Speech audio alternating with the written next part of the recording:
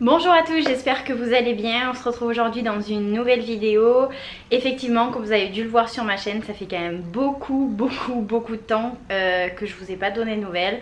En fait, je vais vraiment vous expliquer vraiment toute la vérité. Je vais pas passer par 4 chemins. Je vais vous dire aussi la vérité dans le sens où ça fait plusieurs fois que j'essaye de filmer cette vidéo mais en fait j'y arrive pas.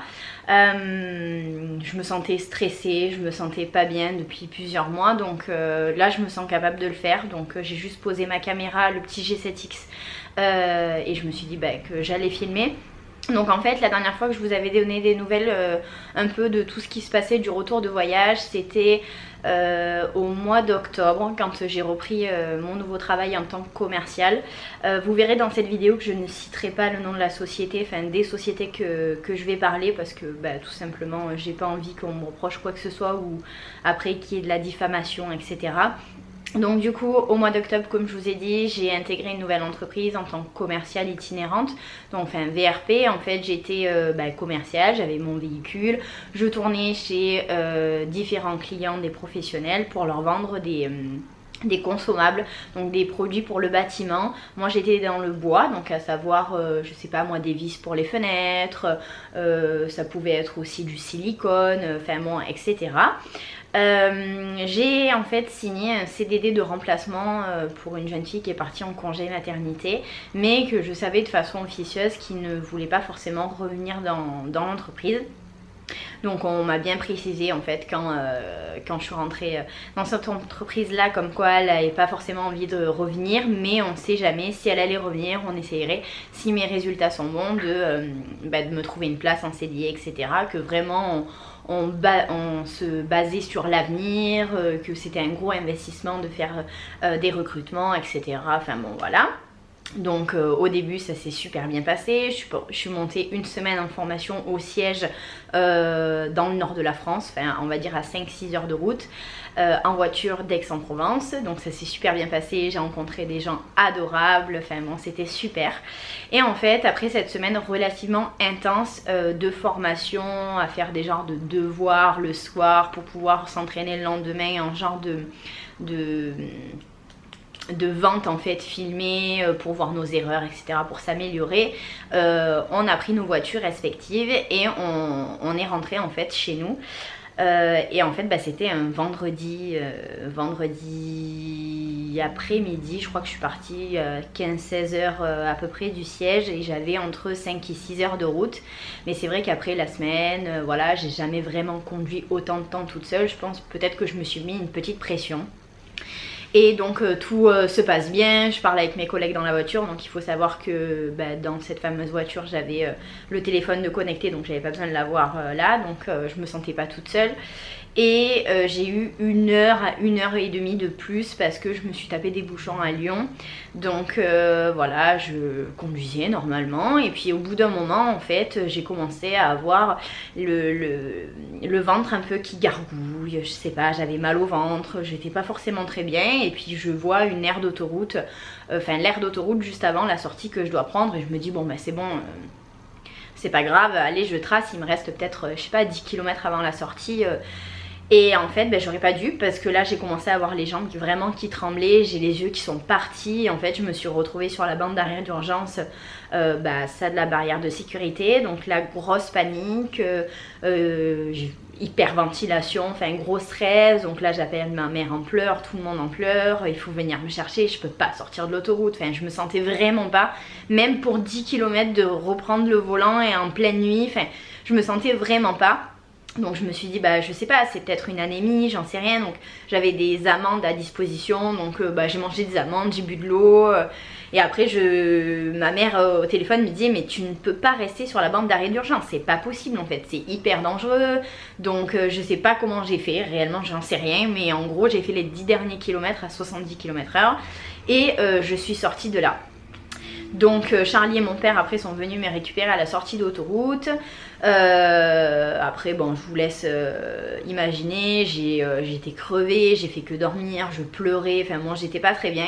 Et en fait à partir de là j'ai commencé à être, enfin je m'en rendais pas compte à ce moment là, mais j'étais angoissée tout le temps, sauf que je comprenais pas pourquoi. Donc au début je me disais mais c'est la tension, je comprends pas, j'ai pas mal de tension ou j'ai pas assez, j'ai une tension qui est beaucoup trop faible, je comprenais vraiment pas. Et après j'ai dû partir une semaine en formation, donc près de Valence, à 1 heure à peu près, 1 heure et demie de route.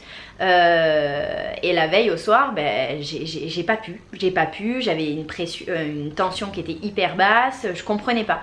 Donc du coup ben, j'y suis allée que le lendemain, j'étais à 4 h du matin, les fenêtres ouvertes sur l'autoroute, j'étais vraiment pas bien, ça recommençait en fait comme la première fois. Donc après j'ai fait ma semaine, tout s'est bien passé, je continuais même si je me sentais pas bien en voiture, enfin j'étais pas forcément à l'aise avec tout ça. J'essaye de vous le résumer le plus simplement possible pour pas que la vidéo dure 50 minutes. Mais voilà, il faut que je vous donne quand même un petit peu des détails parce que ça fait quand même plusieurs mois que je vous ai pas donné de nouvelles et que je me sentais pas en fait tout simplement de faire une vidéo et de parler, parce que comme je vous disais j'ai essayé plusieurs fois et en fait j'y arrivais pas, j'étais à l'intérieur, j'étais pas bien, enfin je sais pas comment l'expliquer en fait, j'étais pas bien, en plus de ça physiquement ça se voit pas forcément, donc du coup c'était assez compliqué. Donc après, bah, comme je vous disais, j'ai continué à travailler en tant que commerciale toute seule, en faisant mes trucs, etc. Et au mois de décembre, on a eu une semaine de vacances parce que la société fermait, donc c'était des vacances imposées. Du coup bah, j'étais là, ici, Charlie travaillait de nuit dans une pizzeria, donc du coup il n'était pas forcément là le soir. Et là les angoisses ont vraiment commencé en fait à arriver du moment que j'étais seule. Donc du coup c'était très compliqué pour moi de rester seule. Voilà, de pas être au téléphone avec quelqu'un quand j'étais en voiture, de pas être ici, parce qu'en fait j'ai appris après, donc en me renseignant un petit peu sur internet, parce que je voulais pas non plus aller sur des sites type Doctissimo, etc. parce que après forcément ça en fait tout un flanc et on dit voilà je vais avoir un AVC, je vais faire ci, je vais faire ça, alors que je pense vaut mieux pas. Entre temps je suis allée voir mon médecin qui m'a dit comme quoi j'avais peut-être trop de pression, le fait de revenir de voyage ça avait été dur psychologiquement, etc. Et j'ai décidé d'aller voir une psychologue en fait qui est hypnothérapeute en même temps. Donc je lui parle un petit peu de mes problèmes en lui disant que ça devient de plus en plus difficile de rester toute seule, de conduire, etc. Et donc elle me dit en fait vous faites des crises de spasmophilie. Donc elle m'explique comme quoi c'est des crises d'angoisse, donc ça peut se déclarer de différentes façons en fonction des personnes. Moi je sais que quand j'étais seule, parce que c'est souvent là que ça se déclenchait, parce que j'avais peur de faire un malaise, peur de mourir, je sais pas, en tout cas la maladie et la mort est décuplée quand on est sous crise d'angoisse. En fait j'avais peur d'être seule, de faire quelque chose et qu'il n'y ait personne pour m'aider.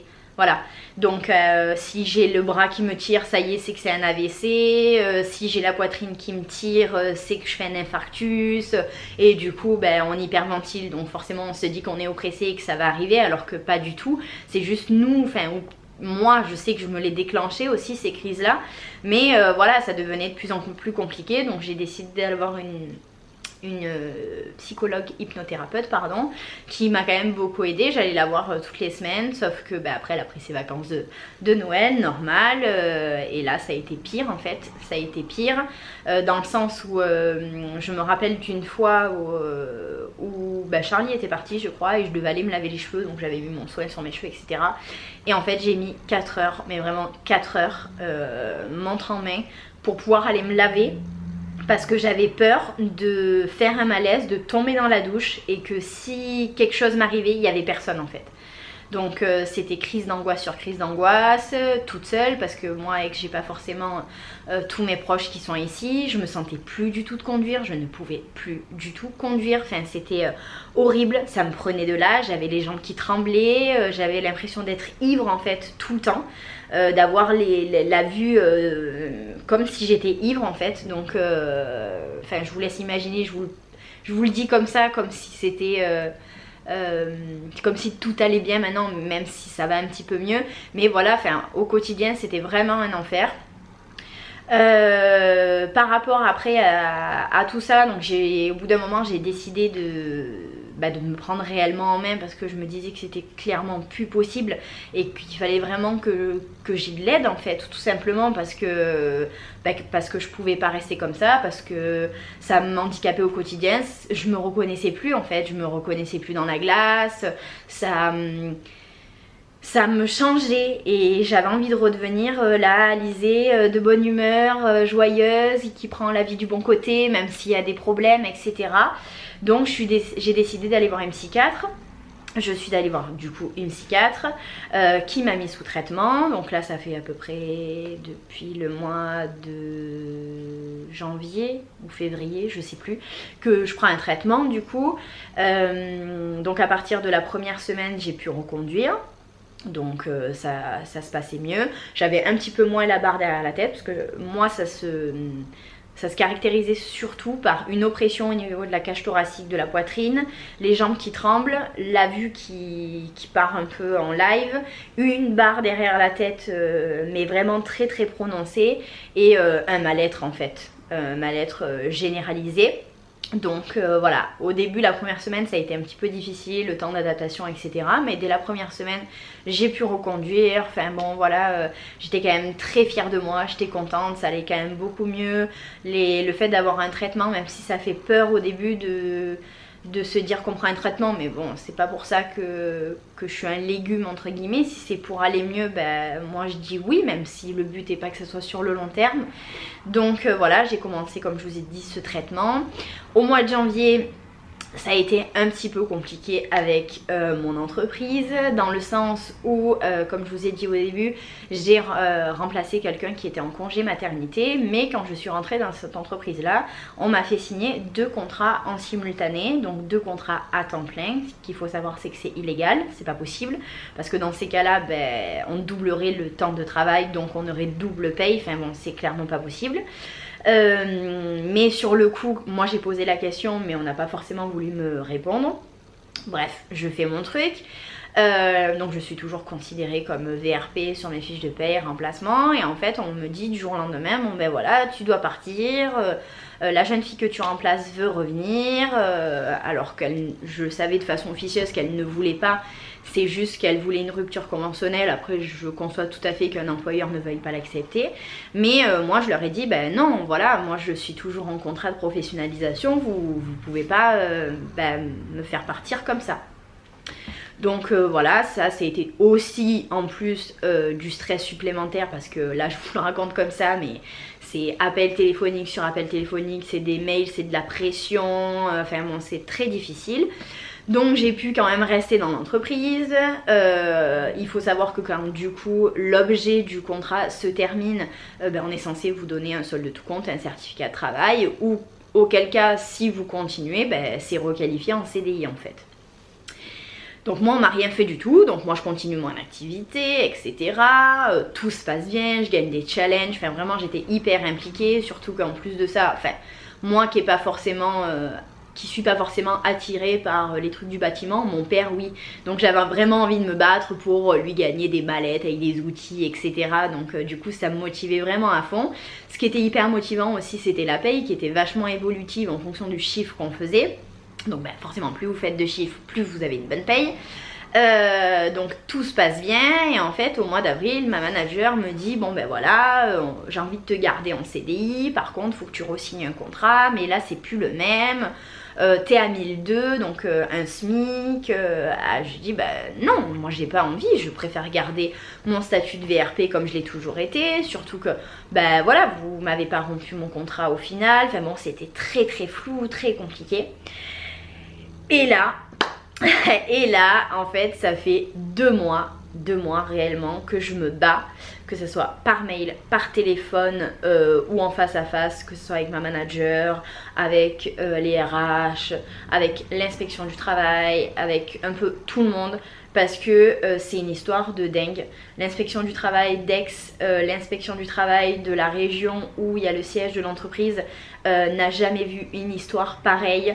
En gros ils essayent de frauder l'État en faisant des contrats, des magouilles, enfin bon c'est une histoire de fou.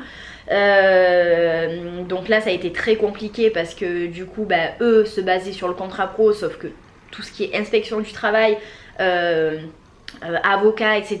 disaient ben non, en fait, vous êtes VRP en CDI parce qu'on ne vous a donné aucun document. Enfin bon, je vais pas rentrer trop dans les détails parce que c'est pas le but de cette vidéo, c'est un peu vous expliquer tout ce qui s'est passé depuis plusieurs mois.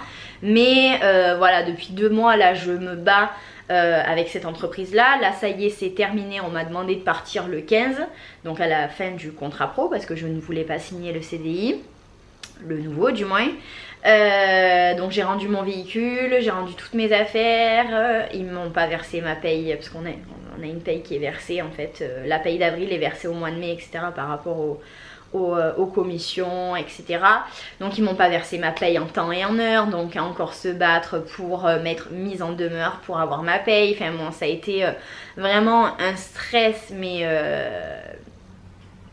en fait là j'en parle normalement, mais c'est un truc de dingue dans le sens où en fait on vous broie, mais vraiment de l'intérieur, dans le sens où ils essayaient de me faire culpabiliser, mais vous comprenez, vous avez tout, enfin vos chiffres étaient bons, votre secteur était bon, etc. Mais pourquoi vous voulez mettre au prud'homme une entreprise que vous aimez? Enfin bon, ils essayaient vraiment de me faire culpabiliser, d'essayer d'être dans la loi en fait, parce que moi j'ai fait tout correctement depuis le départ et eux non, donc après il faut juste accepter, c'est pas facile, mais je l'ai fait. Donc là, comme je vous le disais, mon contrat a été rompu le 15 mai. Enfin, depuis 2 jours j'ai eu mes papiers parce que j'ai dû encore une fois me battre pour les avoir. Donc je vais pas m'arrêter là, ça c'est clair. Je suis pas quelqu'un de procédurier, mais bon, quand ça fait 2 mois que vous essayez de faire quelque chose à l'amiable et qu'en fait vous avez des personnes qui sont de mauvaise foi en face de vous, moi je le conçois pas en fait. Donc voilà pourquoi depuis ces 6 à 7 derniers mois je vous ai pas donné de nouvelles, parce que j'étais hyper impliquée dans cette entreprise là, qui pour moi était une entreprise carrée, qui avait vraiment envie de me garder derrière avec mon contrat actuel, avec mes conditions salariales comme on me les avait promis. Sauf que en fait non, c'était des gens pas forcément honnêtes, alors que c'est une entreprise qui est énorme, c'est pas le petit artisan du coin. Je vous ai pas dit non plus, mais au mois de février on m'a cassé ma voiture, on m'a volé mes téléphones, enfin bon du coup j'avais plus rien, mes papiers bien évidemment, la voiture pas assurée pour les objets de valeur à l'intérieur. Donc j'ai tout refait aussi, donc ça après c'est ma faute, j'aurais peut-être pas dû les laisser dedans, même si on nous demande en tant que femme de pas aller avec son sac en clientèle. Mais bon, ça c'est pas forcément le plus grave, c'est du matériel. Ça m'a beaucoup peiné dans le sens où j'ai perdu mon passeport avec tous mes tampons, et ça c'était très dur pour moi parce que c'est aussi des souvenirs de voyage. Mon téléphone, voilà, heureusement que j'avais tout synchronisé et que voilà, j'avais tout. Mais bon, ça fait quand même beaucoup de mal. Quoi vous dire de plus? Rien. Voilà tout ce qui s'est passé depuis ces quelques mois. J'essaye de remonter la pente petit à petit. Ça a été très très dur et ça l'est encore aujourd'hui d'aller de l'avant, de se dire que ça va aller, qu'on n'est pas à plaindre, même si je sais que je suis pas à plaindre. J'ai une belle maison, enfin voilà, je peux manger, etc.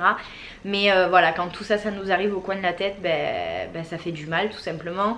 J'avais pas envie de faire des photos, j'avais pas envie de faire des vidéos. Quand j'essayais de vous parler un petit peu de tout ça, j'y arrivais pas, je me mettais à pleurer devant la caméra, et j'ai pas forcément envie de pleurer devant la caméra tout simplement. En plus de ça, je me reconnais pas forcément physiquement, dans le sens où le traitement m'a fait un peu grossir. Alors je sais que quand je me regarde dans le retour écran, c'est pas forcément flagrant, mais pour moi oui. J'ai pris je sais pas, peut-être 2-3 kilos, mais sur quelqu'un comme moi qui est relativement mince, ça se voit, enfin pour moi du moins. Je dis pas que je suis grosse, rien du tout, mais moi ça me gêne, donc ça me gênait encore plus de faire des vidéos, de me voir comme ça. Mais bon, j'essaye de relativiser encore une fois. Voilà, j'ai été aussi, oui, je voulais vous parler de ça aussi parce que j'ai eu un commentaire sous ma dernière photo de tu fais des photos mais tu reviens que pour les partenariats. Alors oui, et j'en suis vraiment désolée, je comprends tout à fait que ça vous gêne. Après, je me suis engagée au niveau des marques depuis pas mal de temps, donc je suis obligée de respecter mes engagements. Je re-signe pas du tout des nouveaux contrats depuis que tout ça se passe parce que, je me sens pas capable en fait de faire des photos entre temps, de faire des photos pour des marques, etc. Parce que j'arrive pas en fait, tout simplement, j'arrive pas à me dire bon voilà, là il faut que tu le fasses. Pour l'instant c'est dur encore pour moi d'aller de l'avant, d'accepter en fait toute cette situation. Je me retrouve en plus de ça du coup sans voiture, c'est un peu compliqué, dans une région qui n'est pas la mienne, donc voilà, mais bon, ça va aller, il y a pire bien sûr dans la vie, j'ai quand même la santé malgré que les crises de spasmophilie ce soit pas toujours le bonheur et toujours facile à vivre, mais là depuis quelques temps, mis à part la barre derrière la tête, j'ai pas refait de grosses crises, donc tant mieux, je suis vraiment contente. N'hésitez pas d'ailleurs à me dire en commentaire si vous voulez que j'approfondisse un peu plus certains sujets, parce que comme je vous disais, j'ai pas envie que la vidéo dure 1 heure. J'ai parlé de tout ça un petit peu vaguement, mais n'hésitez pas à me dire en commentaire si vous avez du coup des sujets, notamment la spasmophilie, etc., que vous voulez que j'évoque un peu plus longuement.